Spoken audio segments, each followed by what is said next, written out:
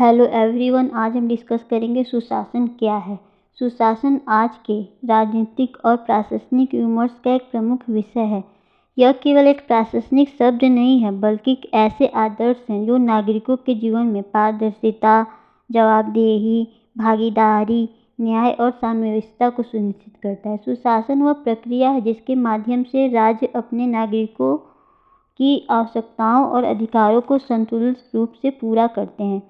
भारत जैसे लोकतांत्रिक देश में विस्तृत और लिखित संविधान है। सुशासन का अर्थ केवल सरकारी योजनाओं का करना नहीं है, बल्कि उसे संविधान के भावना के अनुरूप नागरिकों के जीवन को गरिमामय बनाना भी है। सुशासन की परिभाषा विश्व बैंक के अनुसार सुशासन एक ऐसा ढांचा है जिसके तहत राजनीतिक, आर्थिक और प्रशासनिक अधिकारों को प्रयोग किया जाता है, जिससे कि देश के मामलों का प्रबंधन हो सके। शासन में अच्छा शब्द का क्या अर्थ है? अच्छा शब्द उत्तम, कल्याणकारी होता है। प्राचीन साहित्य में जो वस्तु मौलिक रूप से अच्छी होती हैं उसे अच्छा कहा जाता है। प्लेटो के विचारों में अच्छा इसी अर्थ में प्रयुक्त हुआ है।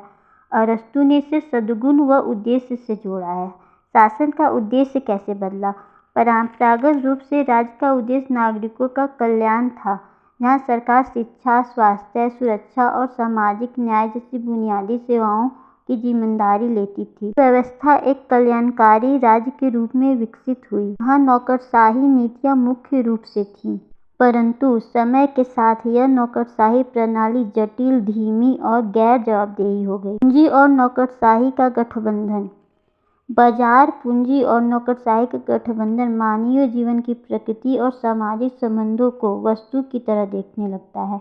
यह व्यवस्था लाभ और नियंत्रण के उद्देश्य से संवेदनशील और मानवीय मूल्यों को हरास कर देती है। भारत का संविधान और सुशासन। भारत का संविधान हमारे देश को लोकतांत्रिक देश बनाता है, जहाँ सभी लोगों को न्याय, आज़ादी, बराबरी और भाईचारे का अधिकार मिलता है। यही अच्छे शासन की पहचान है।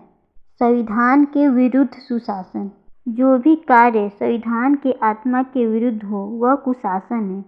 नागरिकों को विषय बनाना उसका प्रमाण है। राजनीतिक स्वतंत्रता का महत्व। भारत में स्वतंत्रता केवल आर्थिक नहीं बल्कि वैचारिक है, जैसे कि विचार और अभिव्यक्ति की स्वतंत्रता हमारे भारत देश में पाई जाती है। शासन के संकेतक निम्नलिखित हैं, जैसे भागीदारी, कानून का शासन, पारदर्शिता, उत्तरदायित्व, समान, साम्यवस्था, कार्यक्षमता, जवाबदेही। सुशासन बनाम कुशासन। सुशासन नागरिकों के हितों को प्राथमिकता देता है, जबकि कुशासन केवल औपचारिकता निभाता है। सुशासन और नागरिकता। नागरिकों को अधिकार देना, उन्हें भागीदारी बनाना, यही सुशासन की पहचान है। ग्राम से राष्ट्र स्तर तक सुशासन।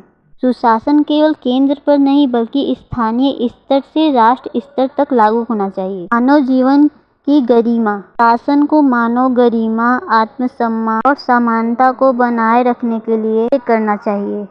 तकनीकी और सूचना युग में खतरे। पारदर्शिता के नाम पर डेटा बाजार के हाथों में जा सकता है, यही खतरा है। संवैधानिक नैतिकता की पहचान। शासन को संविधान की आत्मा और नैतिकता से संचालित होना चाहिए। शासन का निष्कर्ष क्या निकला? सुशासन संविधान के जीवन मूल्यों की व्यवहारिक अभिव्यक्ति है और कि केवल एक नीतिगत शब्द है। यह एक आर्टिकल है जिसके लेखक पी. मधु हैं। हमारा टॉपिक यहीं ख़त्म होता है। Thank you.